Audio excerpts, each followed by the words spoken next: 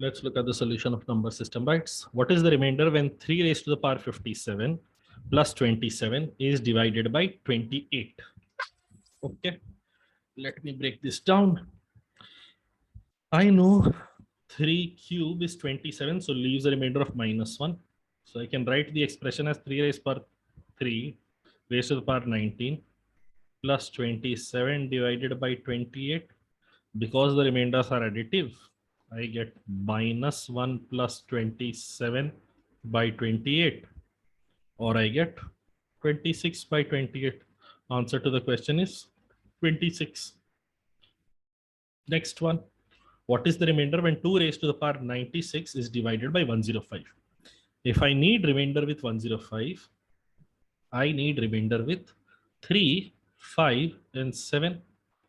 Now the format number for 3 is 2. Format number for 5 is 4. Format number for 7 is 6. So can you see LCM of 2, 4, and 6 turns out to be 12.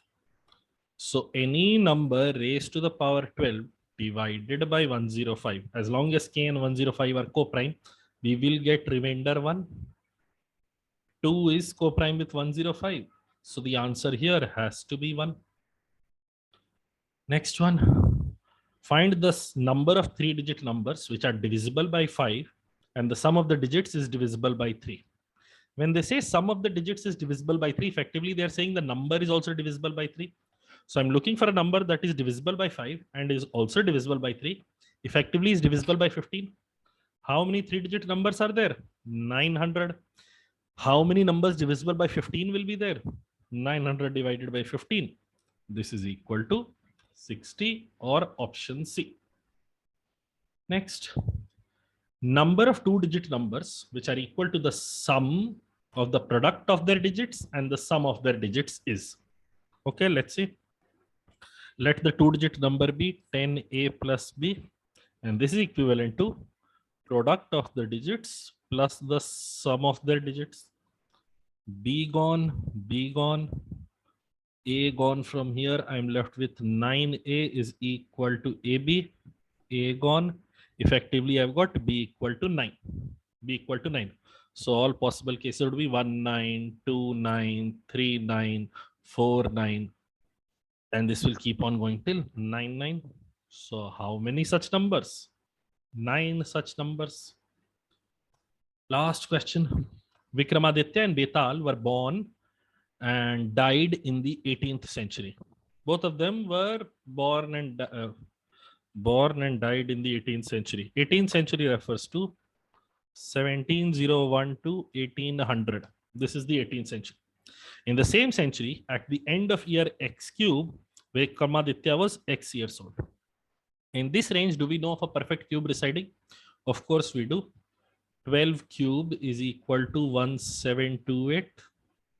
So at the end of year 12 cube, Vikramaditya was X years old. So if in 1728 he was 12 years old, 12 years old, his year of birth should have been 1716.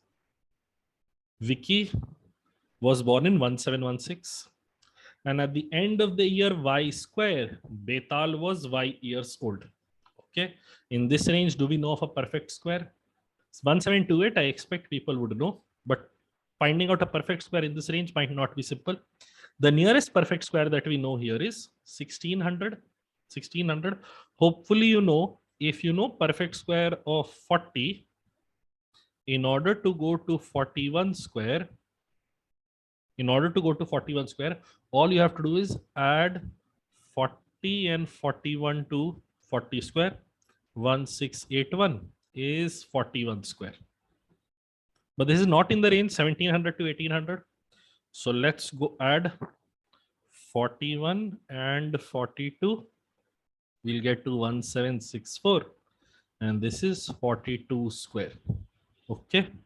Can you see there will not be any other perfect square in this range?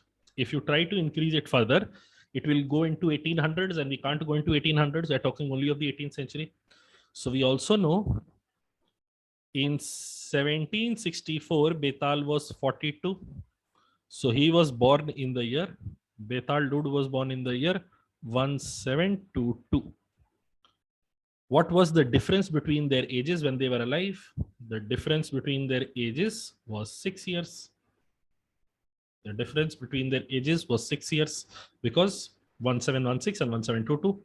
That will be all for this episode. Hopefully you learned something. Okay, bye.